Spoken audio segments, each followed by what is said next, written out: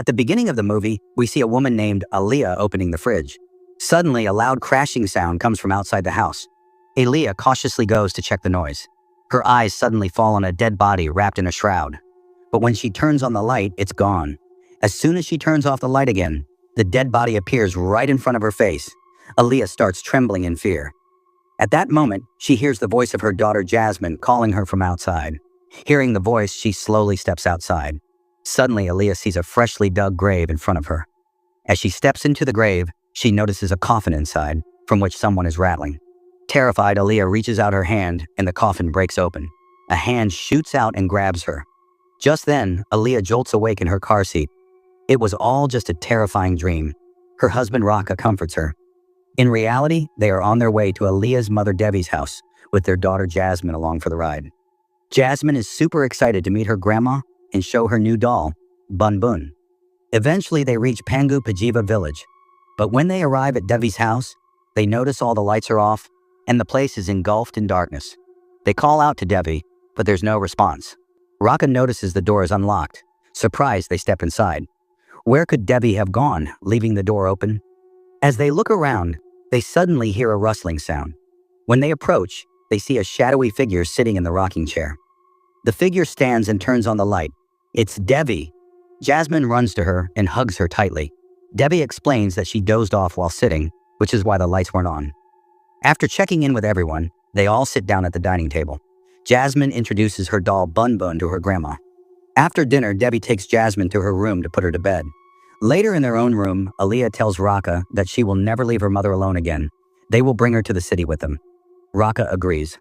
Late at night, Devi wakes up to find Yasmin isn't in bed. She hears the sound of Yasmin laughing and playing. Devi goes to the living room and sees Yasmin sitting there as if she's playing with someone. Devi looks around confused, but Yasmin is alone, playing only with her doll, Bun Bun. The next morning, Devi asks Alya to go to the market to pick up some ingredients for a recipe. Alya agrees, and Raka also offers to go with her. On the way, they meet Mr. Basri, who handles all the funerals in the village. Alya and Raka greet him, exchange a few words, and then move on. Back at home, Devi hears the sound of Yasmin playing again. Suspicious, she goes to check. She clearly sees that someone is tossing the doll, Bun Bun, toward Yasmin. It seems like some invisible presence is playfully interacting with her. Devi asks, "Who are you playing with?" Yasmin replies, "With my friend," even though no one else is in the room. Devi thinks Yasmin might just be making up a story, so she gets busy in the kitchen. But fear is clearly visible in Devi's eyes and on her face. Meanwhile, Alya and Raka reach the market and go to Mavar's shop. They are very happy to meet after a long time. Alya introduces Raka to Mavar. During the shopping, Mavar's daughter Nani also arrives, and Mavar introduces her to Alya as well. After dinner that night, Alya tells her mother that she wants to take her to the city so that she can be properly cared for. But Devi firmly refuses, saying she doesn't want to leave the village. Alya tries to convince her, but Devi sticks to her decision. In the next scene, Yasmin is sitting with her mother looking through her childhood photo album. One picture of a beautiful lake makes Yasmin insist on visiting it. Alya agrees to take her there the next day. The following morning, Raka and Devi are in the kitchen while Yasmin is getting ready. Raka tells her to be back before lunch. After that, mother and daughter set off toward the lake. Once they leave, Raka again talks to Devi about moving to the city. Devi says she doesn't want to be a burden on her daughter and son-in-law. Raka assures her that serving her would be a pleasure for them. Devi nods with a worried expression, agreeing silently. However, her heart isn't ready to leave this place. Meanwhile, as they reach the lake, Alya receives an important call from her office. She stands aside and starts talking on the phone, while Yasmin walks a little ahead alone. Alya gets so absorbed in the call that she doesn't even notice when Yasmin disappears from her sight. Suddenly, when Alya realizes Yasmin is nowhere to be seen, she panics. Frantically searching, she reaches the edge of the lake. She hears bubbles rising in the water, and when she goes closer, she sees Yasmin's doll, Bun Bun, floating on the surface. Moments later, Yasmin's lifeless body emerges from the water. Alya immediately jumps in and pulls her daughter out. She breaks down, crying uncontrollably. In the next scene, at night, Alya lights a lamp and gives her daughter a final bath. Meanwhile, Raka sits alone in the car, crying, and Devi's heart is breaking too. Preparations for the funeral begin. Mavar and Basri arrive as well. Everyone prays together for Yasmin. Suddenly, Basri notices that Yasmin's corpse is looking at her and smiling in a terrifying way. Strangely, no one else sees this. Meanwhile, the weather turns very bad. There's no transport available, and on top of that, Raka's car won't start. With no way to take Jasmine's body to the city, they have no choice but to bury her in the courtyard behind Devi's house. The next morning, Raka and Alya stand by Jasmine's grave. They place Bun Bun, the doll, near the grave and decide to leave the village. Before leaving, they say their final goodbyes to Devi and head out. On the way, they meet Bansuri, and Raka thanks her for everything. Bansuri says that if there's ever any need in the future, they should definitely let him know. After that, they leave the village and head to the city. Later, the scene shows Devi looking at an old photo with her mother. Her mother's words start echoing in her ears. No matter what happens, never leave this land. And if you die, be buried right here. Suddenly, Devi is startled by a thudding sound. Nervously, she goes to check, but the sound continues. Then in front of her, a very tall corpse wrapped in a shroud appears. It was much taller than normal, and Devi froze in fear upon seeing it. The scene cuts, showing Bansuri walking somewhere at night. Suddenly, he feels like someone is standing nearby.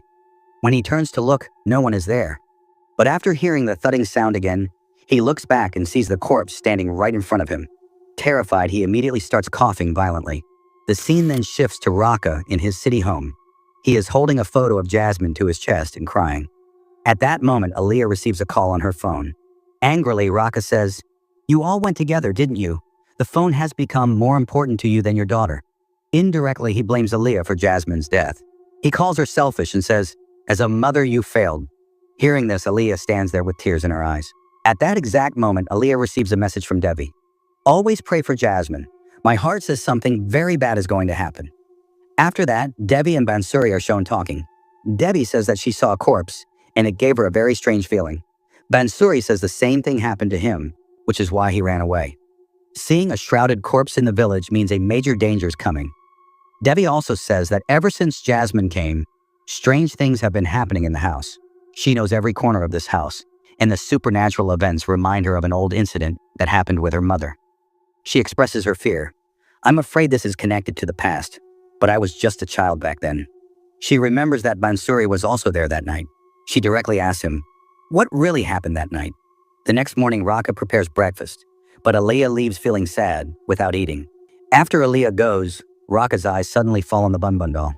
He's shocked because they had left the doll in Jasmine's grave. How did it get here? Meanwhile, Alya meets a psychiatrist named Sarah and opens up about her depression. Sarah explains to her that no parent could ever imagine having to bury their own child. But you can't bear this pain alone. You and Raka need to get through this grief together. Later, when Alya comes home, Raka asks if she brought Bun Bun with her. He reminds her that they had left it on Jasmine's grave. Alya says she didn't bring it. She tells Raka that now is not the time to play the blame game. They need to support each other, or they won't be able to move on. The scene shifts to Jasmine's grave, where many insects crawl over the soil. Suddenly, Jasmine's body starts to move. Her shroud tears open, and her hand comes out. In the next moment, she completely climbs out of the grave. After that, the story shows a pregnant woman in the village, whose time to deliver has come. Her husband goes out to get help. Once he's gone, the woman hears strange noises inside the house and gets scared. Suddenly, Jasmine's ghost appears and presses hard on her stomach. In pain, the woman screams, but she can't escape. The ghost kills her and her unborn child. The scene cuts to Alya, deep in thought, in the bathroom. She bends down to wash her face and suddenly finds herself at the edge of the same lake where Jasmine had drowned. She hears a voice screaming for help. Jasmine's ghost emerges from the water and drags Alya into the lake. Alya jolts awake on the bed, completely soaked. Seeing this, Raka is shocked and asks what happened. Alya explains that she dreamt Jasmine was asking for help. She says they need to go to Jasmine's grave in the village immediately. Raka reminds her that Jasmine has been dead for a long time, but Alya, as proof, shows her drenched body. She asks, "So, Bun Bun, who brought her here?" She thinks Jasmine is signaling her. Alya makes it clear that if Raka doesn't go with her, she will go alone. After this, they are seen on the way to the village. As soon as they enter the village, they see some people carrying a body to bury. They reach Devi's house and go near the grave at the back, but the sight there leaves them stunned. Jasmine's grave is open and the body is missing. They run to Devi. Crying, Devi admits that the curse is real. She explains that years ago, one night the villagers attacked their house. They accused Devi's mother of practicing black magic and harming children.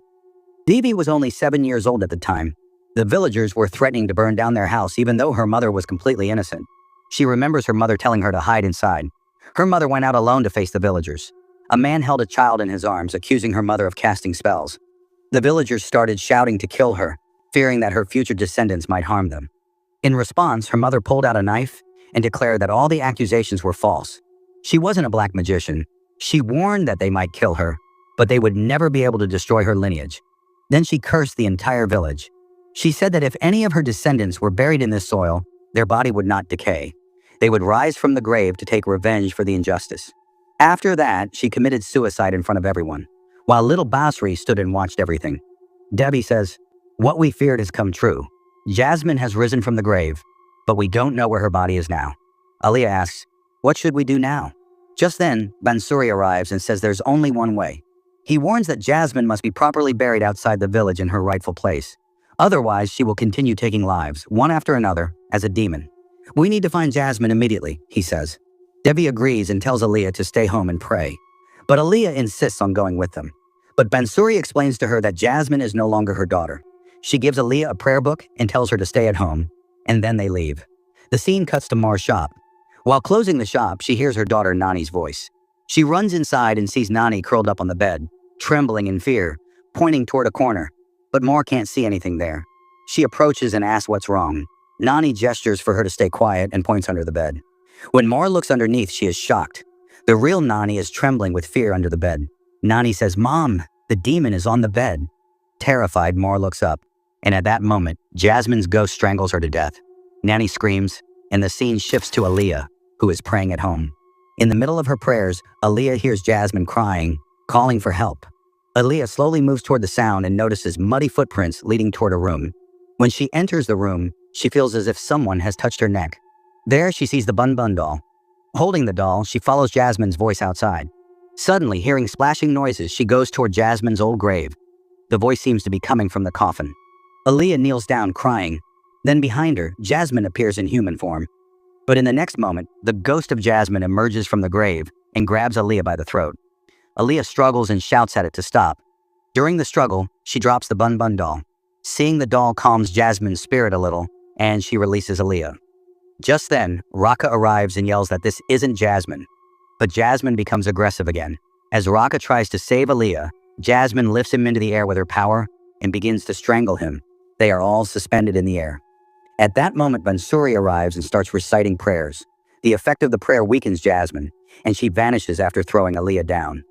Suddenly, Yasmin jumps onto Bansuri's back and tries to strangle him, but Bansuri continues reciting the prayer. Alya is crying for her daughter. Bansuri keeps placing her hand on Yasmin's forehead, continuously chanting mantras, and eventually manages to calm her down. As soon as Bansuri relaxes even a little, the ghost awakens again and attacks. Seeing no other way, Bansuri asks everyone to pray together. When they all pray together, the demon finally leaves Yasmin's body. Alya, Raka, and Devi collapse onto Yasmin's lifeless body, crying uncontrollably. The next morning, they properly bury Yasmin in the cemetery. For the peace of her daughter's soul, Alya places a Bun Bun doll on her grave. And with that, the movie ends. Let me know your thoughts in the comments section, and also subscribe to this channel for more stories like this.